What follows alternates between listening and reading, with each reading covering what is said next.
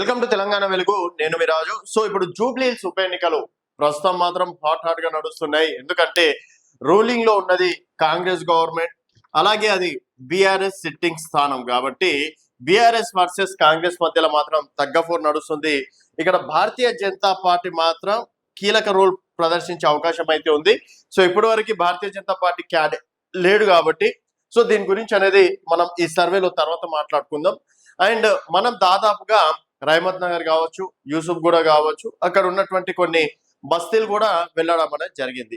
So దాదాపుగా మనం ఒక 100 శాంపిల్స్ అనేది తీసుకున్నాం. ఆ 100 శాంపిల్స్ లలో ఇక్కడ నవీన్ యాదవ్ కి, సో 100 శాంపిల్స్ లలో దాదాపుగా నవీన్ యాదవ్ కి ఒక 60 మంది పాజిటివ్ గా మాట్లాడడం అనేది జరిగింది నవీన్ యాదవ్ కి.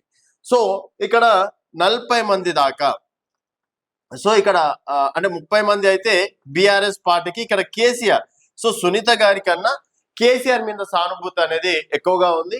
ఇక్కడ ఒక 10% మంది అనేది అటు ఇటు, అంటే ఎన్నికల సమయంలో చూసుకుందాం, ఎలక్షన్స్ టైంలో మాట్లాడుకుందాం, సో అప్పుడు పరిస్థితులు ఏ విధంగా ఉంటే ఆ విధంగా మాట్లాడదాం అన్నట్టు ఈ 10% ఉండడం అనేది జరుగుతుంది. సో మరి ఇక్కడ నేనేంది భారతీయ జనతా పార్టీని ఇంకా నేను ఫీల్డ్లోకి తీసుకోలేదు, కేవలం కాంగ్రెస్ బీఆర్ఎస్ మాత్రమే నేను ఈ రెండింటి గురించి మాట్లాడను. ఎందుకంటే బీజేపీ క్యాండిడేట్ లేడు కాబట్టి మరీ చెప్తున్నాం.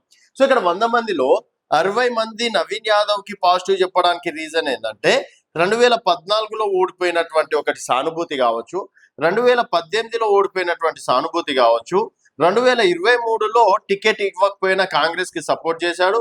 తర్వాత అప్పటి నుంచి తను ఫీల్డ్ లో ఉండడం, తర్వాత జనాలకు ఏదైనా ఉన్నా కూడా సరే నవీన్ యాదవ్ దందాలు చేస్తాడు, ఇంకేదో చేస్తాడు అనేది పక్కన పెడదాం, కొద్దిసేపు అనేది పక్కన పెడదాం. జనాల లోపల అనేది నవీన్ యాదవ్ ఉన్నాడు. సో రేపటి నాడు ఇంకొక XYZ పర్సన్ వచ్చి అన్న నాకు ఈ ప్రాబ్లం ఉందంటే డెఫినెట్ గా ఆ ప్రాబ్లం సాల్వ్ చేయడమా ఇంకేదో చేయడమా అనేది నవీన్ యాదవ్ చేసుకుంటూ వస్తుండు. సో ఇక్కడ మనం ఏ పార్టీకి అయితే ప్రస్తుతం వరకు సపోర్ట్ గా చేయట్లేదు.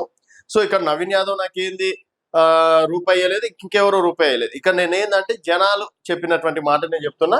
సో ఆ విధంగా నవీన్ యాదవ్ అనేది ఫీల్డ్ లో ఉన్నాడు. ఇక్కడ 30% అనే జనాలు కేసీఆర్ ఉన్నప్పుడు మాకు 2000 రూపాయలు వచ్చినాయి, కేసీఆర్ ఉన్నప్పుడు నీళ్ళు వచ్చినాయి, కేసీఆర్ ఉన్నప్పుడు కరెంట్ వస్తుండే, కేసీఆర్ ఉన్నప్పుడు మేము ఇక్కడ తోపుడు బండ్లు చిన్న వ్యాపార సంస్థలు ఉంటాయి కదా, వాళ్ళు కూడా మాకు కేసీఆర్ ఉన్నప్పుడు ఎవరు మనకు పోయేది, ఇప్పుడు మాత్రం మా బండ్లు తీపిస్తున్నారు, మా షాప్లు తీపిస్తున్నారు, అది ఇది అని చెప్పేసి చెప్తున్నారు.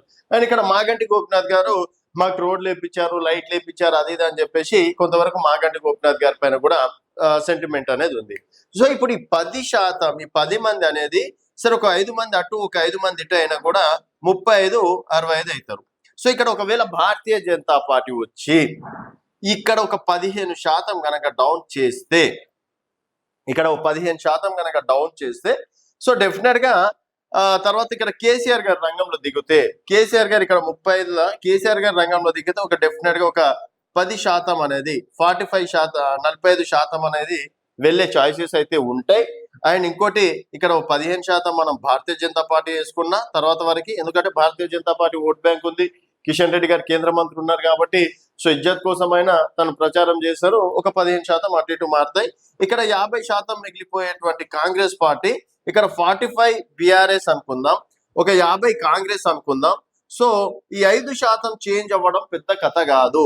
సో ఇక్కడ కేసీఆర్, కేటీఆర్ చివరి రోజు వీళ్ళిద్దరు చేసేటువంటి ప్రచారాల పైననే బీఆర్ఎస్ పార్టీ గెలుపు అవకాశాలు అనేది ఉంటాయి.